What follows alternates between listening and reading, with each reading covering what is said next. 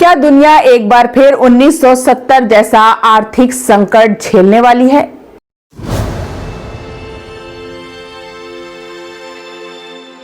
ऊर्जा की बढ़ती कीमतें, युद्ध और एआई का भविष्य क्या अब खतरे में है?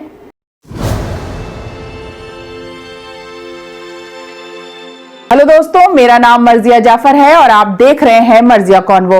और आज हम बात करेंगे आने वाले इकोनॉमिक क्राइसिस के बारे में और साथ ही ये भी बताएंगे कि क्या एआई भी इस संकट की भेंट चढ़ जाएगा।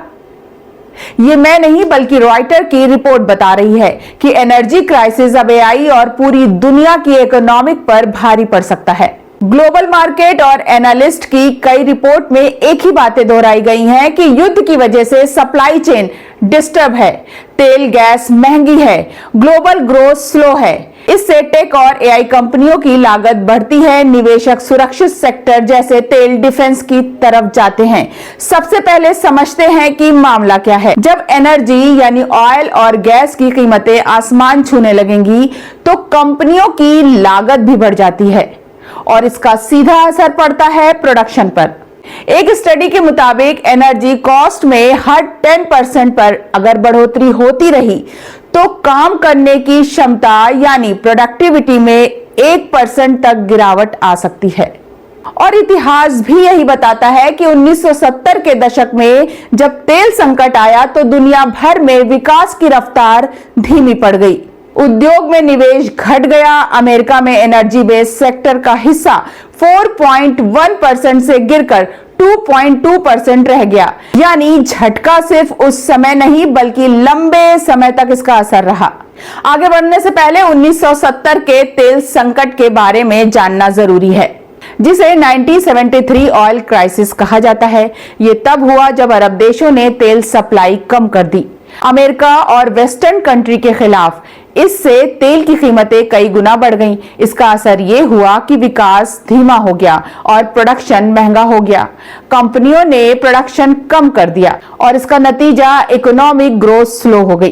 कंपनियों को लगा कि खर्च बढ़ गया है, इसलिए उन्होंने नई फैक्ट्री, मशीन, टेक्नोलॉजी में इन्वेस्ट करना बंद कर दिया और इसे ही कहते हैं इन्वेस्टमेंट स्लो डाउन। और अमेरिका में इसका असर सबसे ज्यादा दिखा, खासकर एनर्जी इंटेंसिव इंडस्ट्री जैसे chemical, steel, oil and gas. In sector का जीडीपी में हिस्सा 1979 में 4.1% था, जबकि 2004 में 2.5% यानी करीब आधा हो गया। कंपनियों ने धीरे धीरे इन महंगे सेक्टर से दूरी बना ली। कई इंडस्ट्री दूसरे देशों जैसे चाइना में शिफ्ट हो गई। लोग भी महंगे प्रोडक्ट खरीदने में कतराने लगे। इसलिए इसका असर सिर्फ 2-3 साल तक नहीं रहा बल्कि दशकों तक चला। आज फिर वही हालात बन रहे हैं। वॉर और टेंशन की वजह से तेल और गैस महंगे हैं, कंपनियां खर्च कम कर रही हैं। इसलिए डर है कि एआई और नई टेक्नोलॉजी में इन्वेस्टमेंट भी धीमा ना पड़ जाए। 1970 का सबक था कि जब एनर्जी महंगी होती है तो पूरी इकोनॉमिक ब्रेकडाउन हो जाती है और उसका असर सालों तक रहता है। अब वही हाल यूरोप में भी दिख रहा है। 2022 के बाद इंडस्ट्रियल प्रोडक्शन 30% गिर चुका है। केमिकल इंडस्ट्री सबसे ज्यादा इफेक्टेड है। कई बड़ी कंपनियों को फैक्ट्री बंद करनी पड़ी या कीमतें बढ़ानी पड़ी। अब बात करते हैं एआई की, जिसे पावर फ्यूचर की नजर से देखा जा रहा है। लेकिन सबसे बड़ी प्रॉब्लम यह है कि एआई को चलाने के लिए बहुत ज्यादा बिजली चाहिए। WTO यानी वर्ल्ड ट्रेड ऑर्गेनाइजेशन की हालिया रिपोर्ट बताती है कि अगर युद्ध की वजह से ऑयल एंड एनर्जी की कीमतें बढ़ती रहीं तो एआई का फ्यूचर डगमगा सकता है। एआई का बूम धीमा पड़ सकता है क्योंकि एआई सेक्टर बहुत ज्यादा बिजली पर निर्भर है। इसलिए महंगी ऊर्जा का असर एआई के निवेश पर हो सकता है। एआई डेटा सेंटर बहुत बिजली खाते हैं। अगर बिजली महंगी हो गई तो एआई कंपनियों का खर्च भी बढ़ेगा, निवेशक पीछे हट सकते हैं।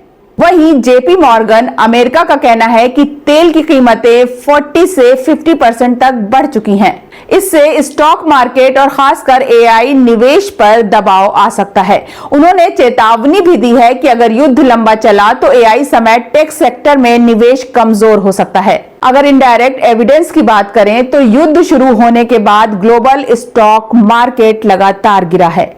तेल 40% से 50% तक महंगा हो गया है। यह दिखाता है कि एआई सेक्टर भी इस झटके से बच नहीं सकता। लेकिन इस बीच कुछ कंपनी इसे पॉजिटिव भी देख रही हैं। एसेंचर का कहना है कि एआई अभी भी लंबी रेस का गेम है, ग्रोथ जारी रह सकती है, लेकिन उन्होंने ये भी माना है कि अगर युद्ध और भी बढ़ा तो हालात बदल सकते हैं। अब देखते हैं कि रिपोर्ट क्या कह रही है। 2025 से 2030 के बीच अमेरिका में बिजली की बढ़ती खपत का तकरीबन आधा हिस्सा सिर्फ डेटा सेंटर से आएगा। यही नहीं, अगले 5 साल में डेटा सेंटर पर $3 ट्रिलियन का खर्च होने वाला है। लेकिन अब खतरा यह है कि इंटरेस्ट रेट बढ़ रहा है, कर्ज महंगा हो रहा है, इन्वेस्टर पीछे हट रहे हैं, यानी एआई एक्सपेंशन स्लो पड़ रहा है। हालांकि पूरी कहानी निगेटिव नहीं है। एआई एक बार ट्रेंड होने के बाद कम एनर्जी में भी काम कर सकता है, कई मामलों में इंसानों से सस्ता पड़ सकता है और महंगी एनर्जी, नई टेक्नोलॉजी और पावर जनरेशन में इन्वेस्टमेंट भी बढ़ा सकता है। लेकिन सबसे बड़ा जो खतरा है वो स्टैगफ्लेशन का है, यानी महंगाई प्लस मंदी, जो 1970 के दशक में दुनिया झेल चुकी है और अब फिर वही खतरा हम सब के सर पर मंडरा रहा है। तो क्या एआई का सपना एनर्जी क्राइसिस की वजह से टूट सकता है, या फिर ये नई टेक्नोलॉजी ही संकट से हमें बाहर निकाल सकती है? आप क्या सोचते हैं, हमें कमेंट में जरूर बताएं। वीडियो पसंद आया तो लाइक करें, शेयर करें, सब्सक्राइब करें। पूरा वीडियो देखने के लिए बहुत बहुत शुक्रिया।